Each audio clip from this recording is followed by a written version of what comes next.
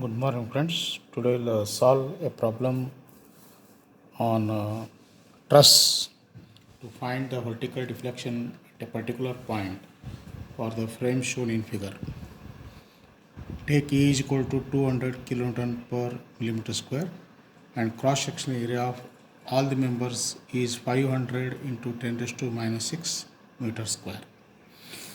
So first you have to find the forces in the member due to applied load of 20 kilonewton at B. So as the frame is symmetrical, the reactions are 10 kilonewton each at each support. Then if you find the members in the forces in the members, it will be like this. So member AB and BC are in tension. It is a 5.78 kilonewton. 5.78 kilonewton. And member CD, that is CD is compression 11.55, and member DE is also 11.55. member DE is under tension, hence minus. Then member AE is compression 11.55. Then BE is in tension 11.55. BD is also in tension 11.55. So these are the forces in the members due to applied load of 20 kilonewton. We are required to find the forces in the members due to unit load. So as we require deflection at B, apply a unit load of 1 at B. So reactions will be 0.5 each at each support, and the forces in the members will be AB and BC, it is 0.289, 0.289 negative, 0.289 negative because they are in tension. Then CD is compression 0.578, 0.578.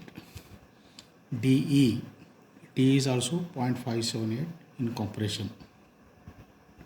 Then AE is 0.578 in compression.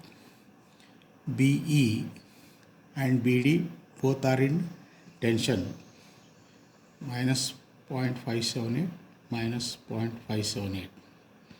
So if you take the total, that is PKL divided by A, we have first figure, it is 100.22, second also it is 100.22, then it is 400.55, next 400.55, 400.55, minus into minus again 400.55, 400.55. Total you will get 2203.21, that is sigma PKL by A. So we know that from strain energy, delta at any point will be equal to PKL by A, summation PKL by A. So delta at B is equal to PKL by A is 22, that is AE, 2203.21 divided by 200 kilonewton per millimeter square. So this works out to 11.01 millimeter. So this is the deflection at B. Thank you.